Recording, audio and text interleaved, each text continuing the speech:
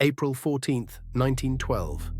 The largest moving object ever built by man strikes an iceberg in the North Atlantic and begins to sink. Over 1,500 lives will be lost in the freezing water.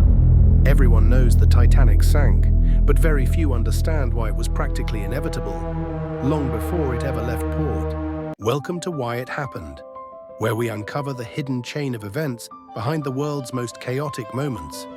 We don't just tell you what happened, we explain why it had to happen. Today, in our very first episode, we break down the Titanic disaster. Subscribe and turn on notifications. More deep dives are coming. The Titanic was marketed as practically unsinkable, but that was hype. The ship had 16 watertight compartments, yet the bulkheads didn't reach high enough. Only enough lifeboats for about half the people on board, because more would clutter the decks. And crucial steel rivets in the bow were replaced with cheaper, brittle iron. White Star Line was in fierce competition with Cunard. They wanted luxury and speed records more than maximum safety.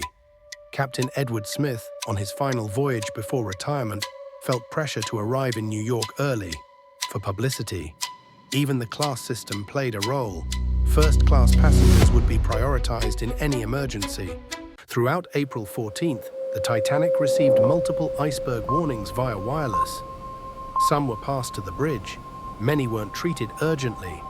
The sea was flat calm, a dangerous condition because there were no waves breaking at the base of icebergs to make them visible. Lookouts in the crow's nest had no binoculars. They'd been misplaced in Southampton. The ship was traveling at near full speed, 21 knots, because clear conditions were mistakenly seen as safe. At 11:40 p.m., the iceberg was spotted too late. The glancing blow actually tore a 300-foot gash across 6 compartments. The Titanic was designed to stay afloat with any 4 compartments flooded. This iceberg damaged 6.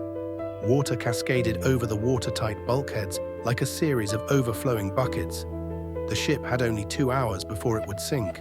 Because everyone believed the ship was unsinkable, lifeboats were launched half-empty. Passengers were reluctant to board in the freezing night. The nearest ship, the Californian, saw distress rockets, but didn't respond. Hubris had blinded everyone to the danger. No single mistake sank the Titanic. It was a chain: cost-cutting, outdated regulations, ignored warnings, overconfidence, and bad luck aligning perfectly. Change just 2 or 3 links, and history might be different. But in 1912, with those priorities, this disaster was waiting to happen. What disaster or crime should we break down next? Comment below. If you want more hidden chains of events, subscribe and hit the bell. Thanks for watching Why It Happened. Coming up next, Chernobyl nuclear incident analysis.